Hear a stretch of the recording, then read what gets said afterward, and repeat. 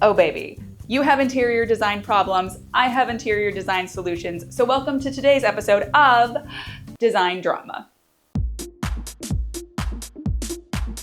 This is Laugh Cry DIY, I am Katie, and I am here on this planet to give you helpful, useful, budget-friendly solutions to make your home the oasis you want it to be. And you guys love to slide into my inbox, into my DMs with questions, comments, and concerns about design pain points in your homes. So today we are going to shotgun through a list of questions from my subscribers. Some of these are very specific, some of these are very common, including one of the most common challenges that a lot of homes face today. All right, let's kick things off now. Yes, I'm wearing slippers.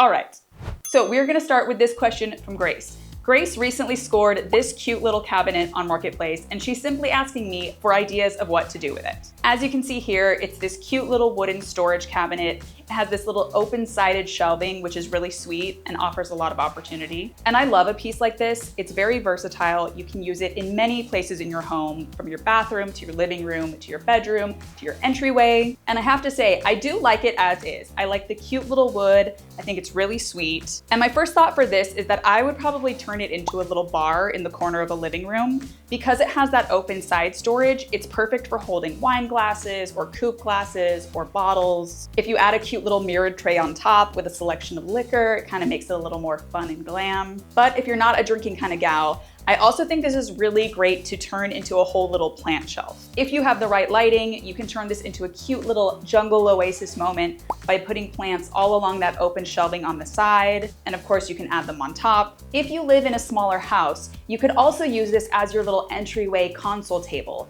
If you're a color girl like I am, I really love the idea of doing this in a high gloss candy color, like maybe a really beautiful like peacock blue. Then you could add a fun little lamp, you can add a nice little mirror, a cute little vintage bowl, and you can turn it into a cute little drop station for when you're coming and going. This is also a really great unit to add to a bathroom. You can store towels, you can store a little toilet paper along the side. You could almost make it like a little spa console with like skincare, candle, cute stuff like that. Honestly, there's a million ways you could use it, and it really just depends on what your needs are and what your style is. Either way, I hope that's some helpful inspiration, and I hope you will send me a photo of your final reveal. Now, speaking of storage, let's move on to another storage area of the house that I also got a few inquiries about, and that is closets. My subscriber Melly emailed me asking what to do with her broom closet conundrum. Here she has this boring broom closet. It's kind of funky because it includes a portion of the chimney. She said she still wants to keep it as a broom closet, but she's also open to doing something wild, and she's very open to flights of fancy. And that, my dear, is my favorite thing to hear. So what could we do with a weird, boring, funky broom closet that is very uninspiring, but could be an exciting portal to another world? Okay, here is my pitch. I think when you have a really small, tiny space like that, it's very fun to do something wild and unexpected, and it's very fun to be as dramatic as possible in a tiny, tiny space. So here's the first thing that came to my mind, and of course you can adapt this to your own style and taste and supplies and stuff like that. But I would take something like this, a mystical, magical forest mural, and I would wrap the entire closet in it. And I also think it's very fun if you were to paint something like this that is very botanical, because you can make trees and vines climb all over everything from like shelves to the ceiling and make it a really cool thing. But that's not all I would do. We still have those storage shelves, so to add a little bit more fun and whimsy, I would also line those with a plastic faux moss or faux greenery. And again, I would make these plastic and kind of utilitarian so that they wouldn't get like moldy or weird. But I would line all the shelves, and I would even do the floor, because why the heck not? And lastly, to preserve some functionality and to bring in a fun texture, I would also line it with woven storage baskets. I like the idea of doing the shelves and even adding something like this hamper below for a little bit more general clothes storage. But I think it's so fun to open a closet into a whole unexpected world. And also, bonus points, if you have a bulb in the ceiling with like a dangling little light chain, put like a little fairy on there. That would be so cute. And also bonus points if one of those pull-out baskets was a tiny miniature little fairy home. Sorry. It would be so adorable. It could delight guests if you sent them on a little mystery tour around your home. I just think it's fun, and I think we all really need more whimsy in our homes. I think I've been talking about that a lot lately, so this is a perfect example of how and where and why to do that. So send me pics of whatever you do, and whatever it is, I hope that it transports me into another dimension. All right, that said, we are not quite ready to leave our closets yet because I have another challenge that comes from Natasha. Natasha sent me pictures of her very funky closet space, which is a little bit awkward because she has a slanted ceiling. However, her goal is to have access to her wardrobe, which includes things like ski gear and athleisure and vintage stuff. She also likes mixing, quote, Dickensian madness with modern art, as well as earth tones with pops of light blue and neon orange. And that is an eclectic maximalist girl if I've ever heard of one. So she says she's very handy and very open to whatever, but she wants some solutions for what to do with her understair storage. Now, I really feel for Natasha because this is a very classic thing of just one of those funky, weird spaces in your house that you have to make work, even if it's not ideal. And obviously, based on the pictures, this is a little funky to visualize, so let's try this. First things first, for some fun, I would color drench the entire space. For this example, I'm gonna choose a really rich plum. It feels very grand, very regal, very Victorian. Secondly, because we have this angled ceiling, I'm gonna try to maximize your space by installing angled clothing bars. If you organize clothing by shortest to longest, it makes it easier to access things like maybe ski coats or things that are a lot longer that might be pooling on the floor. Also, the higher you get off the floor, the more vertical storage you can get. So you can actually do those types of hangers that hang down from themselves, kind of like waterfall style. This helps maximize vertical space as much as possible and also frees up some floor space for some potential storage for things like shoes and stuff like that underneath. Now, obviously, there are probably things that you want to store or hang or that might need to be folded in a little bit easier reach. So I would also add something like this cute little Victorian étagère style shelving that would allow you to store folded sweaters, as well as hang purses and scarves and fun things like that off the sides. And you could get something as short or as tall that would fit and would be helpful for you. But I do love something like this that is like petite, but still has that kind of Victorian feel. Now for extra coziness, I am gonna lay a cute little runner rug here. Again, if you do something like a Persian print, that's gonna feel very Victorian. And to me, it makes it feel like walking into a cozy dressing room versus into a sad understair storage space. Now, obviously this is a small petite space and we don't wanna waste a ton on decor, but I do think on that opposite wall, you have an opportunity to add a really cool piece of large modern art. And I think the key to mixing it with your eclectic style is to do modern art in an old antique frame. Maybe a very filigreed gold frame that adds a lot of drama. And lastly, on that same art wall, I would add a lot more hook storage. In fact, I think this is a cool opportunity to look for a lot of vintage, antique, different funky hooks. And that can be more storage for hats, bags, scarves, fun stuff like that. So I hope that helps you turn some of that chaos into a cute, cozy closet space. And now, lastly, we are going to round out this video with one of the biggest and most common questions posed to me. And that comes from my subscriber, Lynette, who says, the main level of my house has partial walls throughout that make it difficult to paint or design because it's open concept enough where I feel like I have to integrate or paint the walls the same color.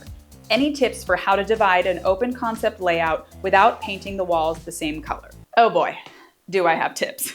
Because this is a common problem, I think, for a lot of people in a lot of ways. If you live in a studio apartment where you can't paint and everything is open, it's hard to define areas. If you're like Lynette and you live in an open concept space, it is very intimidating to paint and have to paint everything. And honestly, even if you don't live in an open concept home, sometimes you have a room that is a multi-purpose room and you need to figure out how to make it work for different things. So luckily, I do have some ideas of what to do, especially if you can't, won't, or don't want to paint. So first, the easiest and most low effort way to do that is using color through other items in the room: furniture, textiles, art. So for example, let's talk about color blocking using furniture. As you can see here, we have this bright yellow couch that helps define the living room space. It's so bold, it's so bright, it's so eye-catching, and most importantly, it makes the living area feel really distinct from the kitchen behind it. You'll also notice that the hutch and the credenza in the dining area are really light blue, which just adds another little colorful detail to help separate the spaces. Here's another perfect example of that same idea at play in this kitchen and dining area. That green banquette is so bold, it makes it feel like a really distinct area without creating any other physical separation. That said, if you're not a colorful couch or furniture type of gal, Rugs are another way to create that distinction. You can see here we have a really large living room rug that helps create that living room footprint. It's also a nice way to add more texture to the space and coziness, but really it's the scale of that rug that helps create that distinction. And obviously people always think of rugs for a living room area, a bedroom, maybe even an office, but I am a big fan of using them under dining tables as well. And this is a perfect example of using rugs to define both the dining area and the living space. These are very neutral rugs, so neither compete with each other, but they do create that separation. You'll also note in this picture that they created distinction with the rugs, but there's still some cohesion between the spaces because they use the same colors with that cream and the blue. Now, personally, I'm a color-loving maximalist girl, so I'm always gonna lean towards a more colorful rug, and that's also a helpful way to create a stronger focal point in an open space. So for example, you can see in this dining room rug, they have a brighter color and pattern, and that really draws your eye. By the way, if you're worried about a rug underneath your dining table, just get an easy washable one that's easy to throw in the machine. It's not as problematic as people think, just saying. Now, obviously art is another way that you can distinguish spaces, especially if you're using dramatic, large, overscale art. I think this is a great example of using art in both the living room and this little mini office space. Whether you're using similar colors or contrasting, either way it helps distinguish the space. And I feel like I'm saying the word distinguish a lot, but I'm gonna say it more. Because everything we've been talking about up to this point is using, again, furniture, art, rugs, things like that to create some visual separation.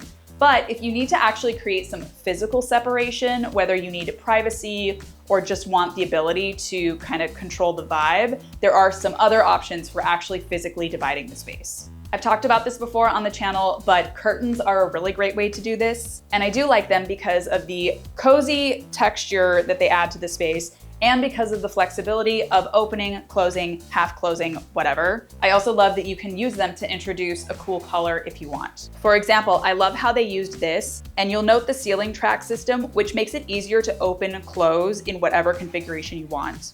If you don't want to drill or install, or you're a renter, they also make a cool product, which is these tension rod curtain rods. You can use those to surround an area like a bed or a little office space, or you can just have them freestanding to divide a room. I will link those below, but I find those very helpful. They're very budget friendly and they're very low effort, no effort for the lazy girls if you're feeling that way. If you're doing curtains, one key note is to make sure that they feel full and luxe and not just like a bed sheet hung up in a dorm room. So the key to do that is to double the width of your space. So if you are dividing 6 feet, then get 12 feet worth of curtains. And also consider things like texture, whether that's linen or velvet or sheer or whatever your vibe is. Why am I talking like that? Okay. The other cool, easy, low effort thing you can do, and I've talked about this a million times and I will talk about this a million times more, is use screens to divide up your space. And again, you can get these in different colors and materials to fit your own aesthetic, whatever that may be. For example, you can use folding screens for privacy to help close off spaces or create more defined distinction. This is a good example of doing that in a smaller space like a studio, but I also really like when they float a screen just right in the middle of the room. Even if it doesn't extend across the whole room, it just gives the illusion of separation, and that feels really nice. Again, these screens can be very dramatic, they can be very subtle, but honestly, they also, just for the record, make so many beautiful vintage screens that I really think you should look into them, if that's interesting to you. You can also get that same effect by installing dividers. And these can either be drilled into the ceiling or they make tension rod versions. But these can be used really artfully in a lot of different ways to, again, create that illusion of space, even if you're not totally blocking off a wall. Here's an example of a really cool tension rod shelving system that is used as a divider. I really like that one because it adds extra storage too. And if you are a mid-century girl, there are a lot of really cool mid-century versions of these that are either standalone or include a shelving system. Like, here's an example of a really simple mini divider that even includes these hanging pendant lights as well as some shelving. I will say, when it comes to dividers, one unsung hero is glass dividers. Even though they are clear or maybe frosted or fluted for a little bit of extra privacy, they're really great because they give the illusion of space without actually physically obstructing or blocking your view and making things feel maybe smaller in a smaller space. So as you can see here, it's very simple, but this glass divider here really helps define the kitchen, living, and dining room areas in a cool way. So again, they're very great in studios or small spaces where you want to keep things airy, but you want to feel a little bit closed in. And here's another similar example. I really like these little panels because you can do as few or as many as you like. And this fluted glass adds a little bit of extra privacy and some fun texture. Similarly, here's another example where they mixed materials, including wood, cane, and glass to give that same effect. And sometimes the divider can be the art if you want it to be. Like here's another really cool example of using glass in this interesting pattern to add some visual interest and the illusion of division. And lastly, I will say perhaps the most underestimated and underused element of division is greenery and plants, which is why I'm very pro using plants as dividers. For example, you can see how they filled this floor-to-ceiling unit to help divide the little living room. You can also do a more minimalist version of this. Like here's an example of how they built out a very simple frame style to create this little nook. And I really like this execution because of how airy it feels. So it's not totally closed off, but it definitely adds something visually exciting. Here's another example of that same concept. And what's cool is you can either build this yourself or use an existing shelving unit. Ideally, you want to do an étagère style, which is where the sides and backs are open so you can see through, not like a full bookshelf that blocks the view, if that makes sense. You can also create this same effect by using plant hangers. I really love this full wall of beautiful macrame plant holders to make a statement. Also, in general, when you're trying to decorate the space, and we're talking about division, you do not have to do a half wall or a whole wall. Even little elements can make it feel a little bit more divided. For example, I used this exact concept in my own dining room / kitchen area. I wanted to create a little bit of division, so I added these really small little trellises along the side, and that added a little extra something to make my dining space feel more cozy. So my dear Lynette, I hope that helped give you some inspiration. I hope that inspired any of you guys to do anything cool, fun, or different in your homes. And as always, you know I want to see them, DM them, email me, show me the pics. I want to see what the girls are doing. I want to see what the gays are doing. Are you a straight man watching this? If you are, will you comment? Because I don't believe any of you watch. Anyways, if you found this helpful or entertaining, please consider subscribing. If you want more fun DIY content, look at my playlists below for more tips, sign up for my email where I send out monthly inspiration. Oh, and also, if you guys have solutions or other ideas for anything we talked about today, also feel free to comment those below. You guys always give me cool ideas. I'm always learning from you. It's a community. It's how we survive in these dark times. And so that concludes today's design drama. Thank you guys for watching. Thank you for submitting your questions. Thank you for commenting. Thank you for showing up each week in this little freaky corner of the internet. I really, truly love you guys. And until next time, honestly, just stay sane. Okay, bye.